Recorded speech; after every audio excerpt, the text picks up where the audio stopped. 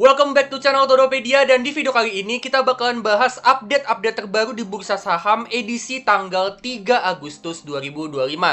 So stay tune terus di video ini sampai habis kalau kalian mau tahu apa aja sih update-update terbaru di bursa saham supaya kalian terus up to date sama berita-berita terbaru yang ada di bursa. Nah, sebelum kita mulai, seperti biasa, jangan lupa subscribe channel Todopedia dan juga jangan lupa tekan lonceng notifikasi supaya kalian bisa terus update sama konten-konten terbaru di channel Todopedia. Terus selain itu, jangan lupa juga untuk cek produk digital dan jasa digital yang gue punya di Linkit/Todopedia, atau kalian juga bisa cek di channel page Todopedia di bagian tab store. Di situ ada produk dan jasa yang gue punya yang tentunya bisa berguna buat kalian. Dan jangan lupa juga kalian bisa join program membership Todopedia, di mana di sini kalian akan dapat extra benefit dengan harga yang cukup terjangkau. Benefitnya mulai dari stock pick terupdate, video eksklusif, artikel premium, template Excel, dan juga akan ada live Q&A khusus untuk para member. Nah, buat kalian yang mau join, langsung aja masuk ke link ada di bawah ya, bit.ly/join membership Todopedia. Setelah kalian masuk, setelah kalian join, kalian bisa langsung dapatkan benefitnya di playlist video khusus membership yang ada di channel page Todopedia. Oke, kalau gitu yuk langsung aja kita mulai ke videonya.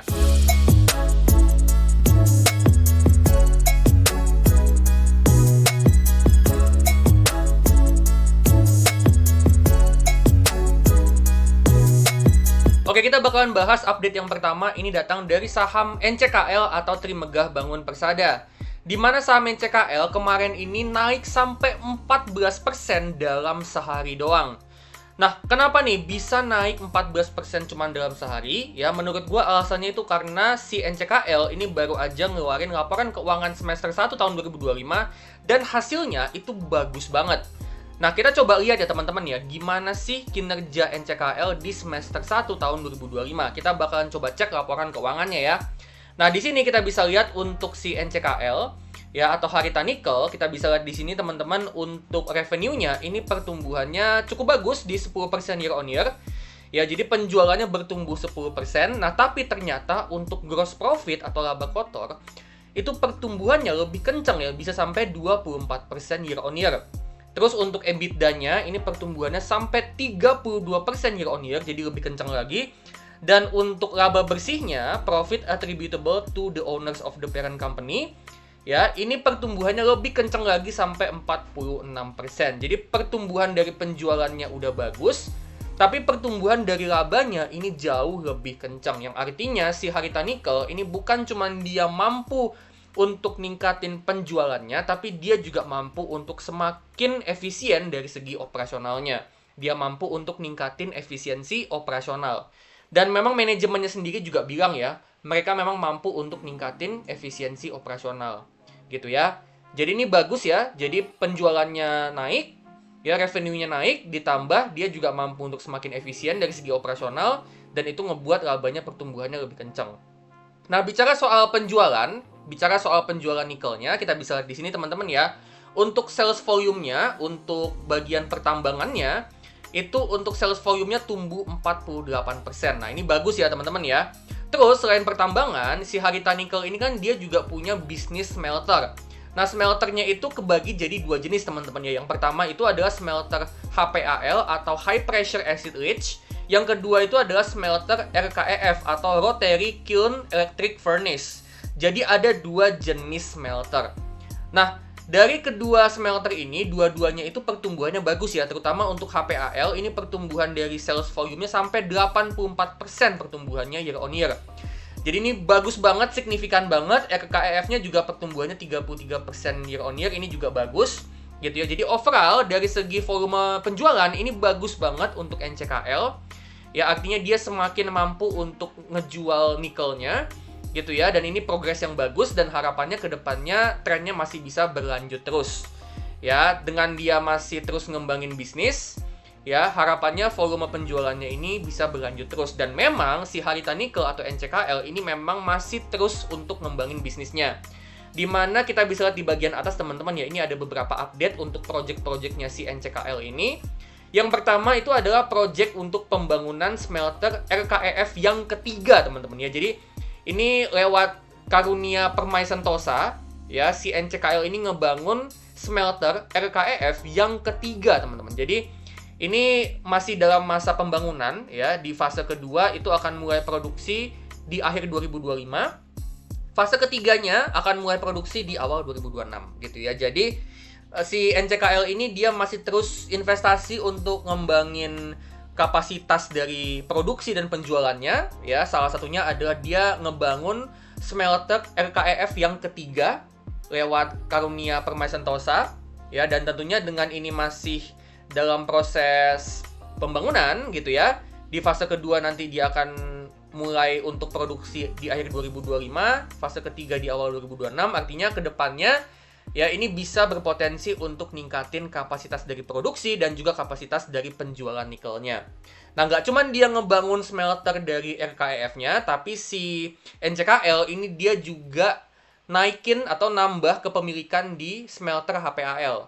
Gitu ya. Smelter HPAL-nya milik Obi Nickel Cobalt. Jadi si TBP atau Trimegah Bangun Persada atau NCKL ya, dia ini nambah kepemilikan di Obi Nickel Cobalt yang mana ini adalah bisnis smelter HPAL gitu ya. Jadi dia naikin kepemilikannya dari 20% jadi 40%. Nah, ini tentunya juga bisa ningkatin profit yang bisa didapat dari bisnisnya si ONC, bisnis smelter HPAL-nya ONC gitu ya. Jadi ya tentunya ini juga bisa ningkatin profitnya, dan ini juga bagian dari ekspansi bisnisnya si Harita Nickel untuk dia terus ngembangin bisnisnya dan bisa ningkatin kapasitas dari penjualan nikelnya gitu ya. Dan juga si HPAL ini juga dia punya project untuk ningkatin efisiensi operasional. Jadi dia juga punya project khusus untuk ningkatin efisiensi operasional, yaitu lewat project Cipta Kemakmuran Mitra atau CKM gitu ya. Nah, ini manajemennya bilang bahwa si CKM ini, project CKM ini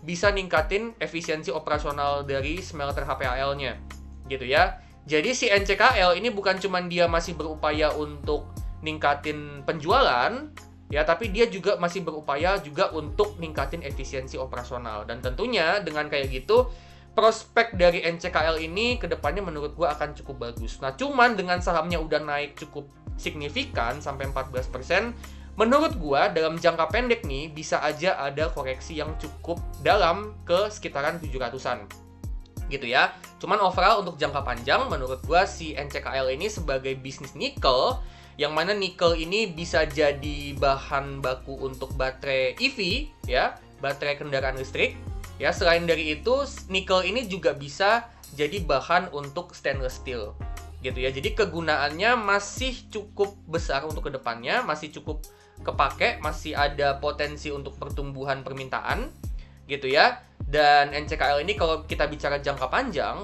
prediksi gue ya, ini prospeknya akan bagus. Oke, kita bakalan bahas update berikutnya. Ini datang dari UNTR atau United Tractors, di mana UNTR ini juga baru aja ngeluarin laporan keuangan untuk semester 1 tahun 2025. Nah, kita bakalan coba lihat ya untuk laporan keuangan terbaru untuk UNTR. Nah, di sini kita bisa lihat ya kalau untuk revenue-nya UNTR ini di semester 1 tahun 2025 ya, untuk revenue-nya ini tumbuh dari 64 triliun di tahun 2024 jadi 68 triliun di tahun 2025. Jadi untuk pendapatannya ini ngalami kenaikan sebesar 6% year on year. Nah, tapi untuk UNTR ini, dia ini ngalami kenaikan juga dari segi beban pokok penjualan. Dan kenaikan beban pokok penjualannya ini bisa dibilang lebih signifikan daripada kenaikan dari pendapatannya, yang ngebuat laba kotor, laba operasional, dan juga laba bersihnya UNTR itu ngalami penurunan. Dan kita bisa lihat di sini ya, untuk laba bersihnya ini malah turun 15%. Gitu ya. Jadi secara overall dari segi laba bersih, UNTR ini ngalami penurunan laba di tahun 2025. Gitu ya. Nah, kalau kita lihat performanya UNTR teman-teman ya, performanya UNTR secara segmen bisnisnya ya, dimana UNTR ini kan bisnisnya cukup banyak ya, ada alat berat, ada kontraktor tambang, ada tambang batu bara, ada tambang emas, dan juga ada tambang mineral kayak contohnya nikel gitu ya. Nah, di sini kita bisa lihat untuk performa dari bisnisnya UNTR. Untuk penjualan alat beratnya ini sebenarnya naiknya signifikan teman-teman ya, 27%. Jadi untuk bisnis alat beratnya ini ngalami peningkatan yang cukup signifikan sebenarnya. Nah, cuman untuk kontraktor tambang, terutama untuk Pama Persada, ya ini memang dari segi overburden removal atau pengangkatan lapisan tanah ya, volume tanah yang diangkat gitu ya, sama volume produksi batu baranya memang ngalami penurunan gitu ya. Jadi dari segi jasa kontraktor tambang ini ngalami penurunan kinerja. Terus dari segi tambang batu bara ini ngalami kenaikan produksi sebenarnya teman-teman ya. Bukan produksi tapi penjualan. Jadi volume penjualan dari batu baranya itu ngalami peningkatan sebenarnya untuk bisnis batu baranya. Gitu ya. Nah, cuman kan kita tahu sendiri ya di tahun 2025 ini harga batu bara lagi ngalami penurunan. Gitu ya. Makanya secara overall sebenarnya bisnis batu baranya UNTR meskipun sales volume-nya ngalami peningkatan, tapi dengan harga batu bara lagi turun, ya, untuk bisnis batu baranya ini juga sebenarnya ngalami penurunan dari segi pendapatan. Terus untuk emas ya, untuk penjualan emas ini sebenarnya ngalami peningkatan dan memang harga emas kan juga lagi naik ya. Jadi memang bisa dibilang dari segi kinerja yang kinerjanya bertumbuh itu adalah bisnis alat beratnya, Komatsunya, sama bisnis untuk tambang emasnya. Gitu ya, itu yang menopang pertumbuhan pendapatan dari UNTR. Sedangkan untuk Pama Persada sama tambang batu bara ya, Turangga Resources itu ngalami penurunan sebenarnya. Terus untuk nikelnya juga ini ngalami peningkatan ya. Cuman untuk gold sama nikel ini bisa dibilang kontribusi pendapatannya itu masih kecil, teman-teman. Jadi meskipun dia bertumbuh dan ini pertumbuhannya bagus, tapi karena kontribusinya masih kecil, makanya efeknya itu juga kecil untuk mendorong pertumbuhan pendapatan dari UNTR. Jadi efeknya belum seberapa sebenarnya. Nah, di sini kita bisa lihat ya lebih detailnya lagi teman-teman ya. Untuk mesin konstruksi ya, construction machinery-nya untuk Komatsunya ini ngalami peningkatan 27%. Ini bagus ya. Untuk Pama Persadanya ya, dia ngalami produktivitas yang lebih sedikit ya. Jadi produktivitasnya menurun ya, overburden removal-nya turun gitu ya. Terus untuk coal production-nya juga turun. Ya, jadi untuk Pama Persadanya menurun, untuk bisnis batu baranya Turangga Resources ini dia naik ya, tadi kita udah bahas ya, coal sales volume-nya naik, tapi karena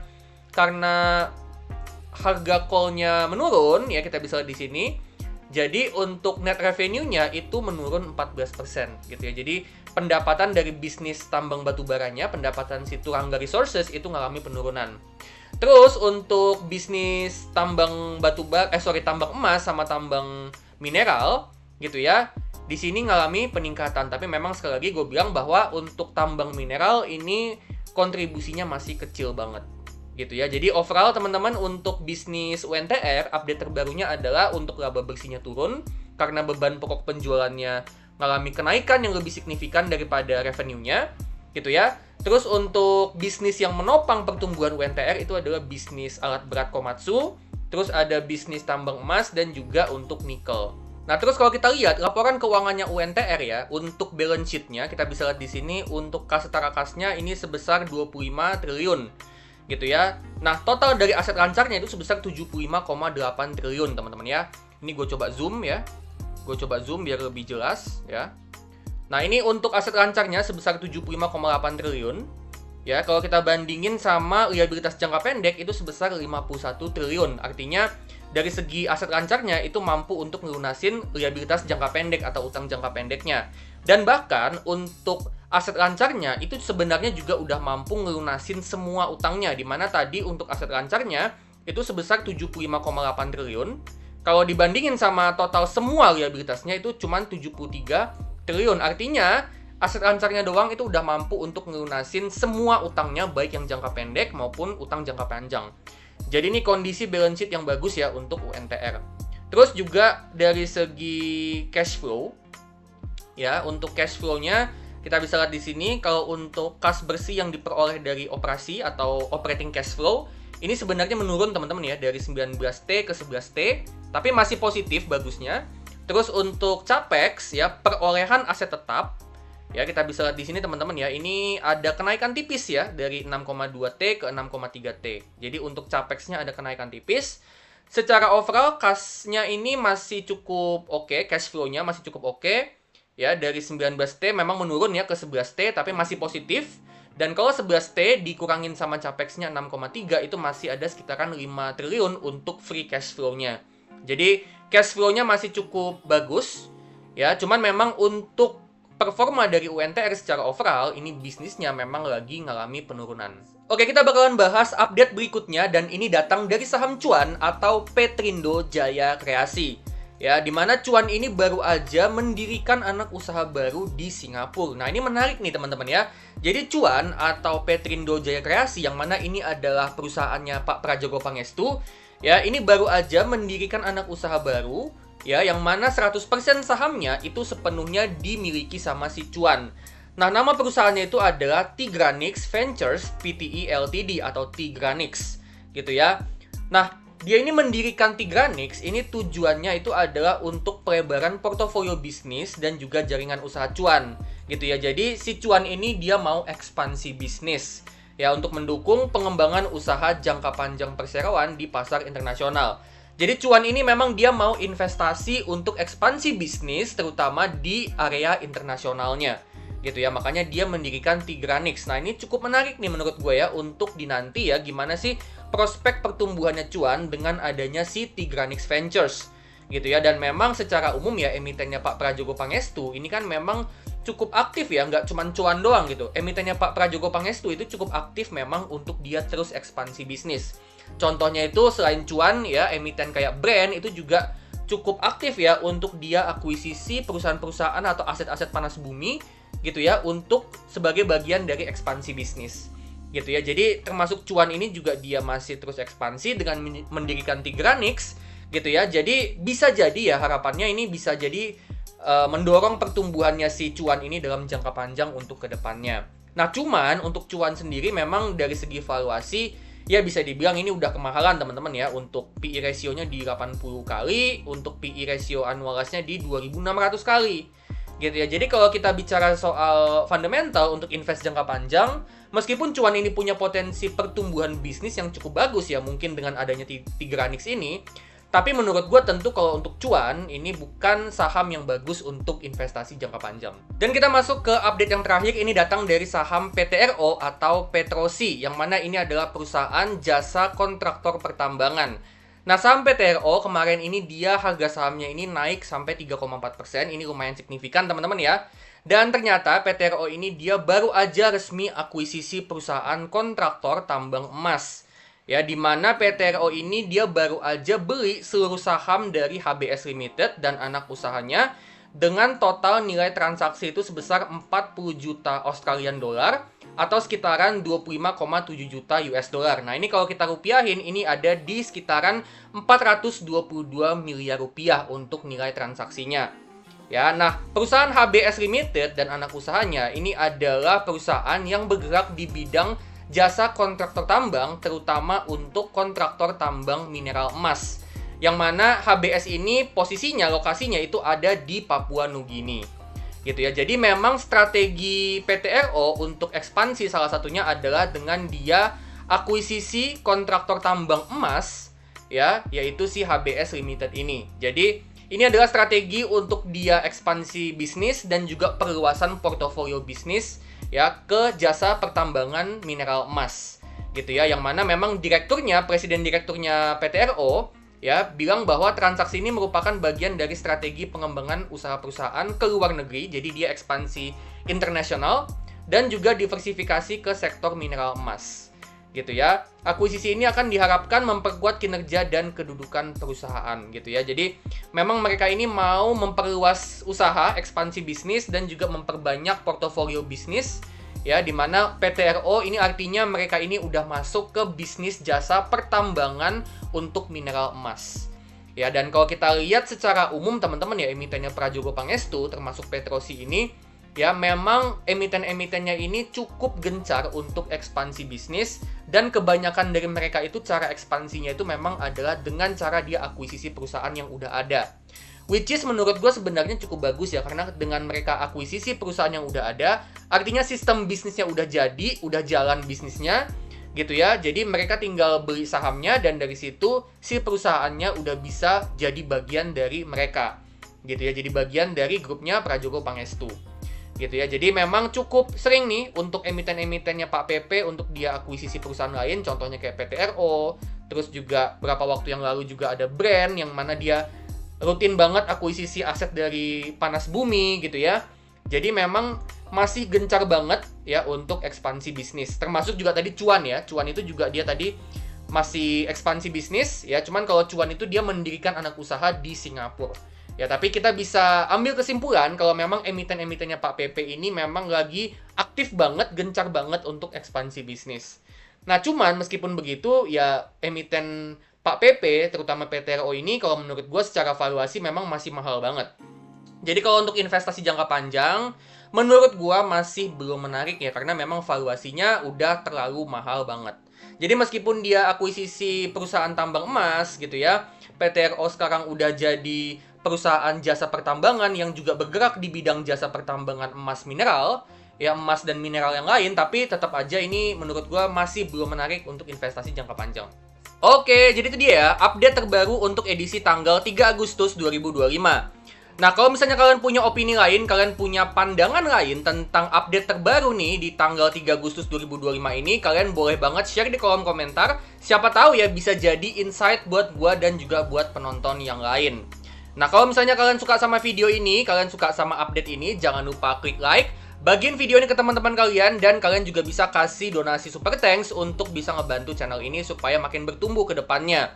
Disclaimer ya, ini bukan ajakan untuk jual beli saham ya. Ini bukan ajakan untuk jual, ini bukan ajakan untuk beli. Jadi keputusan investasi itu 100% ada di tangan kalian masing-masing dan tetap do your own research. Oke, kalau gitu gue pamit dulu dan sampai ketemu di video selanjutnya.